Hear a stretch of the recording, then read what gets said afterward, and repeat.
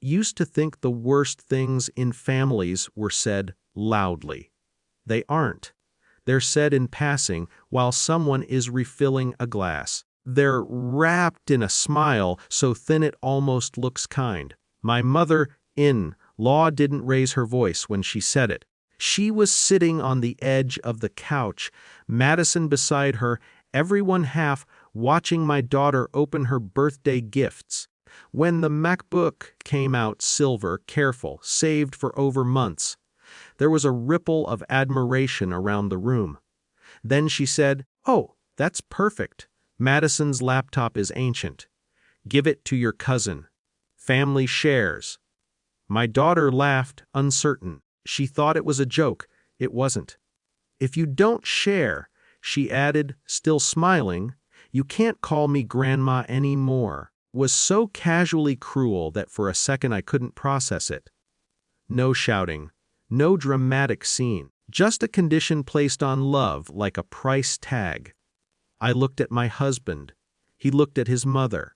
And in that quiet pause, something old and familiar settled over the room, the expectation that we would smooth it over.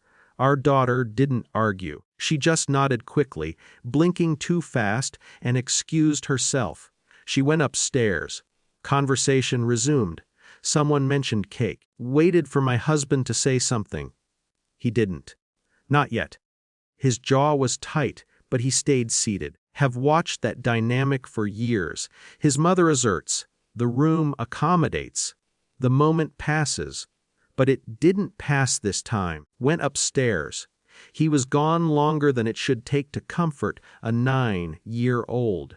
When he came back down, he wasn't pale or furious. He was steady in a way I hadn't seen before. "She's trying to wrap it," he said quietly to me. "What?" "She found wrapping paper. She's taping it. She thinks if she gives it nicely, Grandma won't stop loving her." Something in my chest went cold. Not anger, clarity. Years flickered back, holiday gifts that somehow ended up redirected, college funds discussed like communal assets, decisions nudged until they weren't ours anymore, always framed as togetherness, always with a smile. Love leveraged. My husband stood. He didn't raise his voice. He didn't address the whole room. He spoke directly to his mother. "The laptop belongs to our daughter?" A small laugh from her. "Oh, don't be dramatic. I was teaching her to share." He didn't smile back.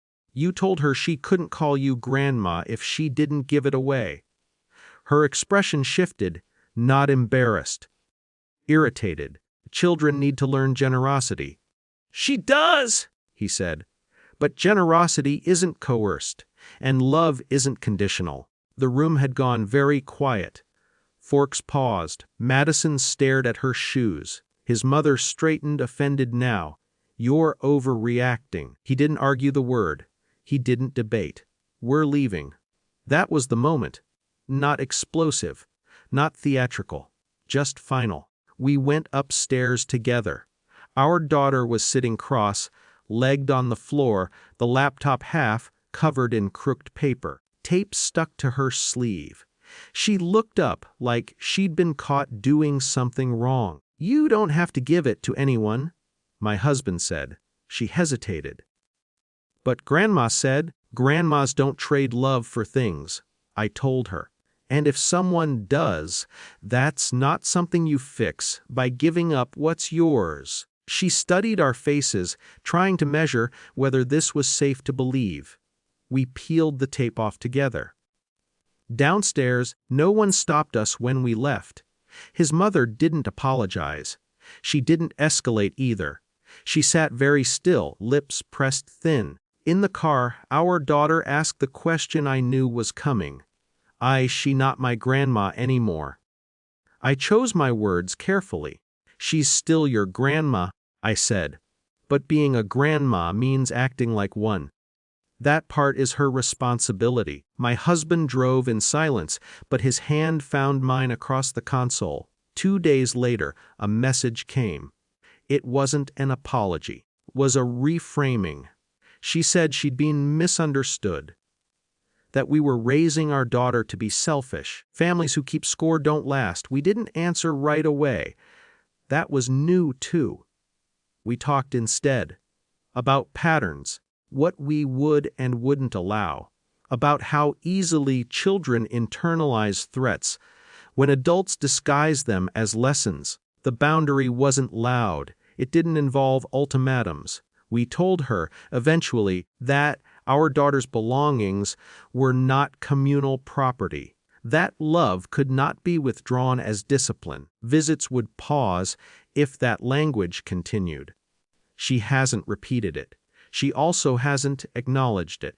The power in the room feels different now. Not gone from her, but not unquestioned. Our daughter still takes her laptop to school. Careful with it.